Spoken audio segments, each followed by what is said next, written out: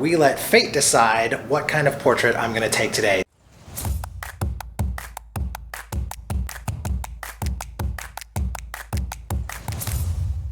Hello, welcome back to another episode of Roll for Portrait, our new series where we let fate decide what style of portrait that we're going to take today. It's inspired by Roll for Sandwich and Roll for Puppet and Roll for Beats and all the other Roll for channels that we follow. Today we are working with Marilyn.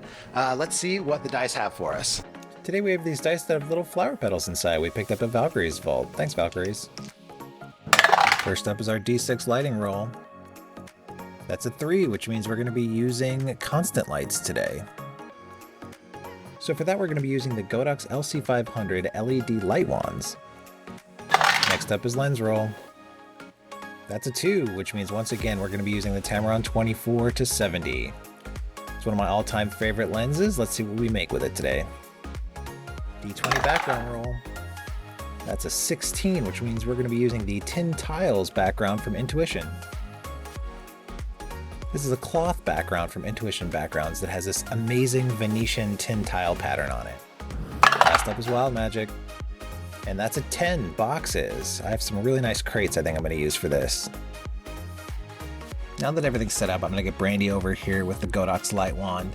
Up front, you can see there's a second one in the back that I'm going to use to separate Marilyn from the background because she's wearing dark clothes and the background's kind of dark. And now I'm going to explain to her how I want her kind of sitting on the lower box and leaning or laying on the top box there. Marilyn is a dancer, so I think I'm going to be able to get some really nice long feminine lines out of her today, which I think are going to work really well for the setup and the vision that I'm kind of going with in my head. I'm trying to get her to cross her ankles the right way so I get some really nice long lines and bring that hair to one side so that it's not choking her out and cutting her off at the neck there. Now that I have her posed, I'm really going to focus on where her face is positioned, try to move her chin so I can make sure that I'm not getting long shadows on her eyes or anything like that because Brandy's got that light up so high. I'll take my first shot. Love the way the light is falling, love all the brown tones with the background and everything. I think I'm going to move her face a little bit, try to straighten it up and turn her more towards that light so I can get a nice shadow from her nose, some nice Rembrandt lighting that I'm going to get. Now you can see I'm lighting the short side of her face. You get that shadow on her cheek and that little triangle under her eye there. Repose again. I'm going to kind of open her up a little bit and move that other hand to her hip and try to get a nice curve in it. There's a little bit too much shadow on her face in this one, so I think I'm going to reposition her again. Tell her to look a little higher up, bring that chin up a little bit just so I can get that light parallel with her face a little bit. That looks a little better. Nice softer shadow on her face there. So here I'm going to change her pose. I want her laying down on that box to give me this kind of mermaidy, laying on a pile of crates on a dock somewhere pose. But as she was doing it, she got really scrunched up. It was ruining all the lines that we were making.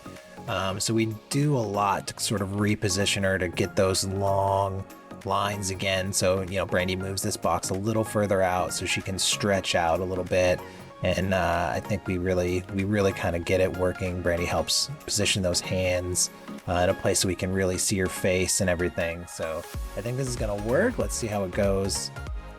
Love the wide shot. Love that it gets her entire body in there. We were losing her legs on a lot of those initial shots. I reposition here to get kind of a different angle.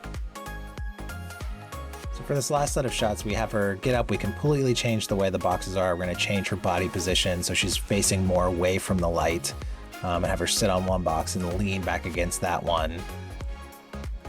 Being careful not to tip that box over a little bit because there's nothing in it holding her up. So that light kind of falls really nicely, still having her face turned up towards that light to make sure that we're getting nice shadows on her face, but that light's just going to fall nicely as it goes across the photo. So here's the first one.